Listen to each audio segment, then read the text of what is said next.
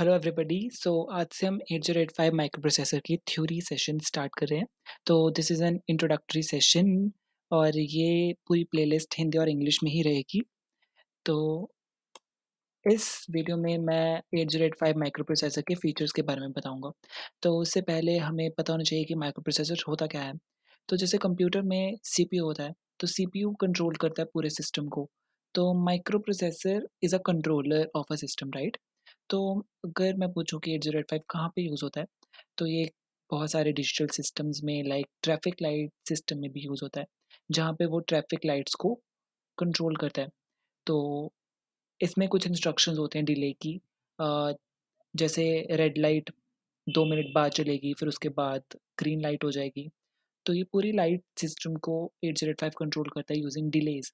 तो डिले की एक जैसे इंस्ट्रक्शन होती है एनओपी, राइट। तो ये आगे इंस्ट्रक्शंस आएंगी। तो इससे पहले हमें 8085 का फीचर पता होना चाहिए। तो ये जैसे अगर ये माइक्रो प्रोसेसर है, तो इसमें 40 पिन्स होती हैं।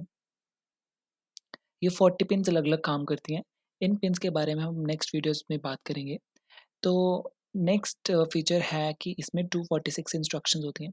अगर जैसे हमें कंट्रोलिंग सिस्टम बनाना है तो कोडिंग की ज़रूरत तो पड़ेगी। तो कोडिंग के लिए इसमें 246 इंस्ट्रक्शंस होती हैं। फिर उसके बाद अभी देखिए, जैसे आप कोडिंग कर रहे हैं, तो you need instructions and data also. तो आपको प्रोग्राम बनाने के लिए मेमोरी में आपको प्रोग्राम स्टोर भी करना पड़ेगा। तो ये हर मेमोरी ब्लॉक में 8 बिट स्टोर करता है, ठीक है। तो जैसे फर्स्ट एड्रेस पे 8 बिट स्टोर किया, फिर सेकंड एड्रेस पे 8 बिट स्टोर किया। ऐसे करते करते 2 रेज़ टू पावर 16 एड्रेसेस होते हैं, जिसमें हम 8 बिट डेटा स्टोर कर सकते हैं। तो सपोज़ कि 2 बिट एड्रेस बस है, तो 2 बिट से हम क्या-क्या बना सकते हैं, 00, 01, 10 और 11। तो ये 4 एड्रेसेस हो गए, अगर 2 बिट एड्रेस बस है।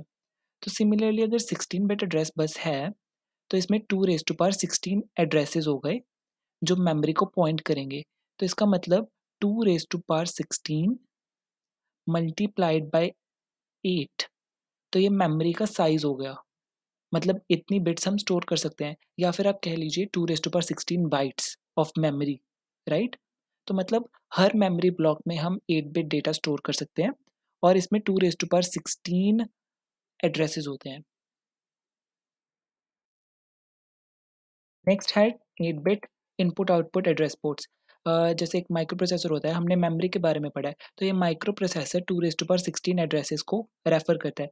Similarly microprocessor 2 raise to power 8 input output ports को रेफर करता है।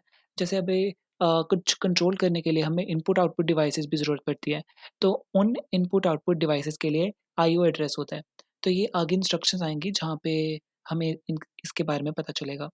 तो नेक्स्ट है कि अ, कोई भी माइक्रो प्रोसेसर उठा लीजिए या सीपीयू उठा लीजिए, उसमें क्लॉक साइकिल्स होते हैं।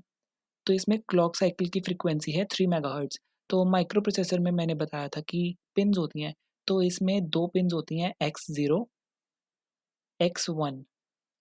तो ये दोनों पिन्स की जो फ्रीक्वेंसी है 3 मेगाहर्ट्ज़ होती है।